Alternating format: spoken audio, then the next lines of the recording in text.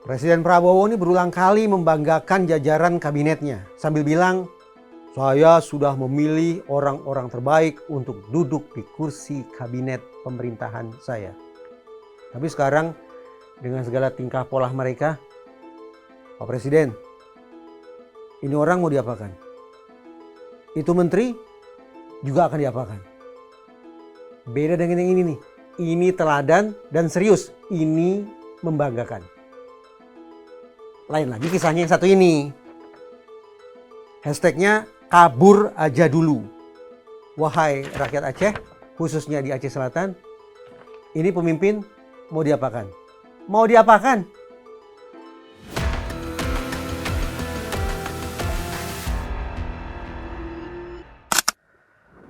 Saya salah.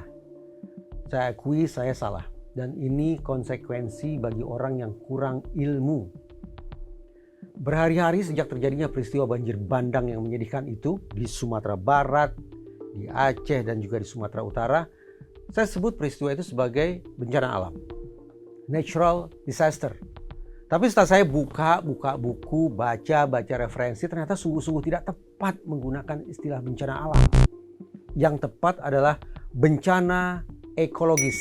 Atau mungkin bisa diindonesiakan secara lebih sederhana menjadi bencana lingkungan.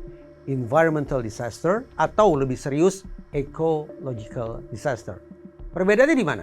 Kata ilmuwan, kita gunakan kata bencana alam kalau memang penyebabnya sungguh-sungguh murni datang dari alam. Misalnya, tsunami. Ya, kita tidak membayangkan tsunami hasil rekayasa manusia. Murni suara alam. Berarti itu bencana alam.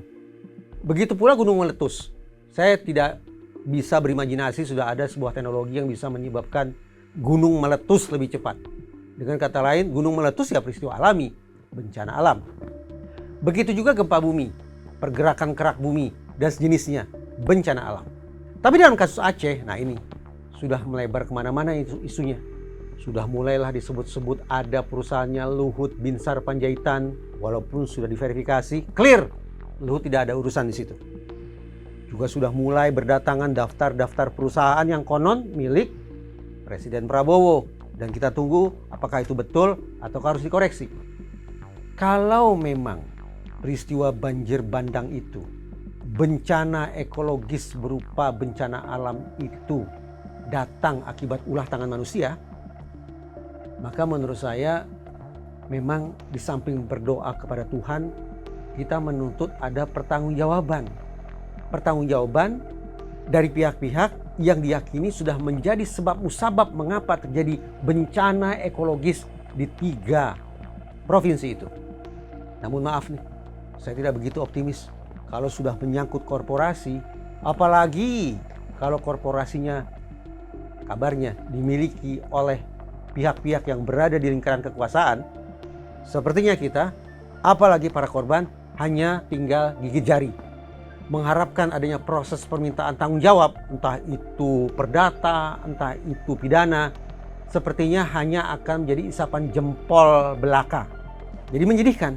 Sekali lagi, ketika kita maknai peristiwa banjir bandang itu sebagai bencana ekologis, berarti kerusakan itu adalah akibat buah tangan busuknya manusia, maka maaf betul, saya tidak bisa membayangkan akan ada proses permintaan tanggung jawab terhadap mereka-mereka yang tangannya penuh dengan kebusukan, penuh dengan kekotoran karena sudah menebang hutan habis-habisan. Itu satu hal. Hal lain, hari-hari belakangan ini terus-menerus di jagat media sosial, di siaran pemberitaan, di perbincangan sehari-hari, nadanya semua penuh dengan sedu-sedan. Saya bisa paham, ada kesedihan di situ, ada mungkin keputusasaan di situ, dan pastinya ada kebingungan di situ. Bahkan tokoh pemimpin seperti Muzakir Manaf yang notabene merupakan gubernur Aceh pun tidak bisa menahan dirinya untuk tidak meneteskan air mata. Tapi teman-teman, terutama yang berada di Aceh, di Sumatera Utara dan Sumatera Barat, saya punya keyakinan betul dari dasar hati saya percaya bahwa spesifik ingin saya sebut, ingin saya sapa teman-teman di Aceh, mereka adalah orang-orang kuat. Orang-orang Aceh seperti kakak senior saya yang sangat saya hormati sekaligus saya cintai, ada Bang Muhajir, ada Bang Ashraf. Mereka adalah kumpulan orang-orang Aceh yang bangga akan keacehan mereka. Dan kebanggaan itu yang akan bisa membuat mereka bertahan dalam situasi yang tidak ringan ini.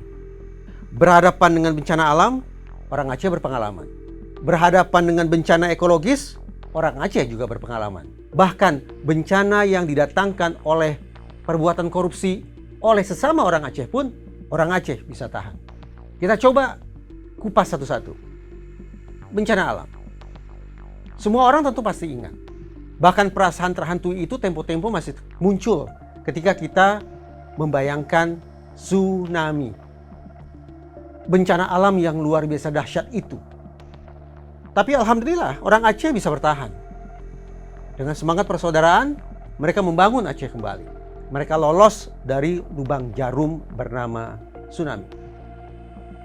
Bencana kemanusiaan, getir memang, dan saya sesungguhnya tidak mau membuka kembali lama. Tetapi tercatat dalam sejarah bagaimana rakyat Aceh berulang kali teraniaya, tersakiti, terzalimi oleh sesama manusia. Baik yang datang dari luar maupun yang datang dari dalam. Kita bisa buka kembali catatan-catatan kelam tentang itu. Tapi yang ingin saya katakan adalah bahkan ketika berhadapan dengan bencana kemanusiaan pun, penjajahan, dehumanisasi dan sejenisnya, rakyat Aceh pun sanggup bertahan. Satu lagi, korupsi. Dikhianati oleh sesama orang Aceh sendiri. Siapa yang bisa lupa nama semisal Irwandi Yusuf? Pernah menjadi gubernur Aceh. Tapi dia diringkus oleh KPK karena melakukan korupsi. Juga ada nama lain, semisal Abdullah Puteh. Sama nasibnya. Ditangkap, dicokok oleh KPK karena korupsi. Tapi orang Aceh juga tetap bisa bertahan. Betapapun dikhianati oleh sesama saudara mereka sendiri. Namun memang orang Aceh punya cara yang khas ketika berhadapan dengan orang-orang, dengan sesama mereka sendiri yang sudah mendatangkan kekecewaan. Tahun 2018 misalnya, Irwandi Yusuf yang baru saja keluar dari gedung pelantikan gubernur. Irwandi Yusuf oleh sekian banyak orang. Ketika pelaku diamankan oleh polisi, apa pengakuan si pelaku? Dia hanya merasa kecewa. Dia merasa sungguh-sungguh tidak bisa terima terhadap pengkhianatan yang sudah dilakukan oleh Irwandi Yusuf. Irwandi Yusuf tidak memulihkan nasib korban bencana. Irwandi Yusuf tidak berbuat memadai untuk memulihkan nasib para korban konflik. Anak-anak yatim pun, kata si pelaku, juga cenderung terabaikan. Nah, berhadapan dengan kelakuan semacam itu, sekelompok orang Aceh akhirnya memilih untuk menegakkan hukum mereka sendiri. Dengan cara mantan gubernur Aceh bernama Irwandi Yusuf. Ini bukan satu kali, ini bukan satu-satunya peristiwa ketika berlangsung aksi yang harus saya katakan sesungguhnya merupakan aksi main hakim sendiri. Bertahun-tahun sebelumnya juga ada mantan pemimpin Aceh yang mendapatkan perlakuan yang harus saya katakan brutal di ruang publik. Yaitu mantan gubernur Ibrahim Hasan yang kurang lebih sama. Menjadi sasaran perilaku agresif dari sesama orang Aceh. Dan ketika ditanya apa penyebabnya, jawabannya serupa. Kekecewaan. Kekecewaan terhadap kepemimpinan Ibrahim Hasan.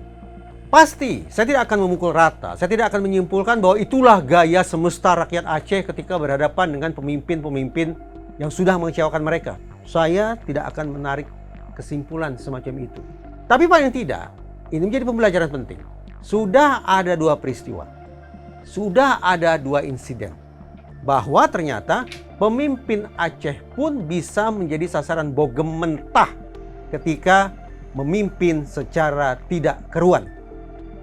Ketika pemimpin dianggap sudah melakukan kebijakan-kebijakan yang tidak berpihak kepada rakyat Aceh, ternyata terjadilah peristiwa di ruang publik semacam itu. Ilustrasi tentang Irwandi Yusuf dan Ibrahim Hasan yang saya sampaikan tadi bukan berarti menihilkan catatan-catatan positif yang sudah mereka torehkan selama mereka memimpin Aceh. Tapi apa boleh buat, kenangan yang sangat kental di dalam memori publik justru kenangan tentang tindak tanduk mereka yang mengecewakan.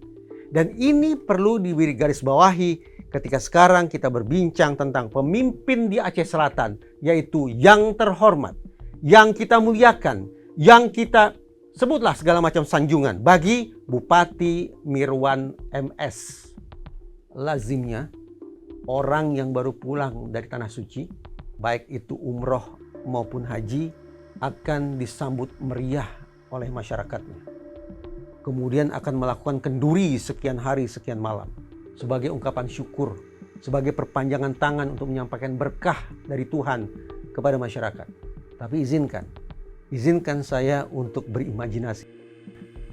Saya tidak membayangkan bahwa Bupati Aceh Selatan Mirwan MS akan dielu-elukan dengan cara serupa oleh rakyatnya sendiri.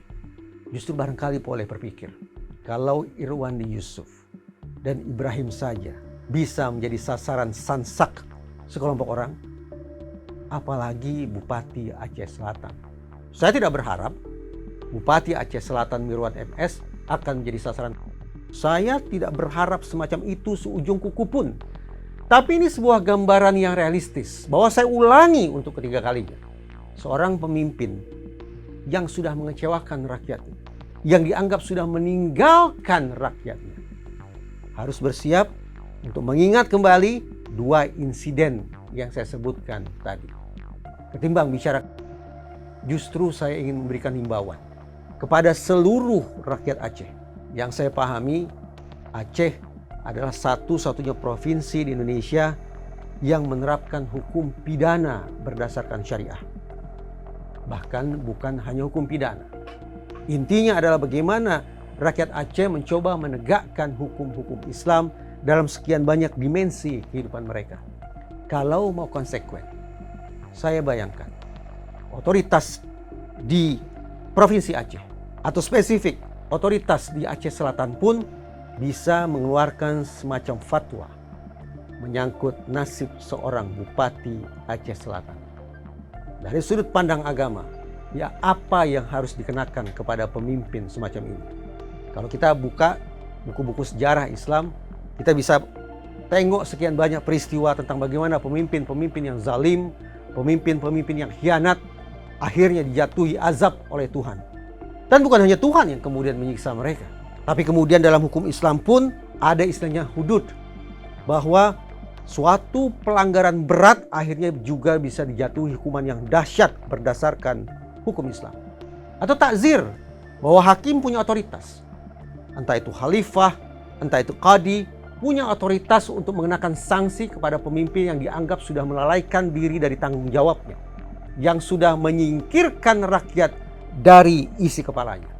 Kepada Tuan Mirwan MS, segeralah kembali ke bumi pertiwi. Rakyat menanti. Dan mudah-mudahan ada sanksi untuk Anda sebagai pelajaran untuk kita semua.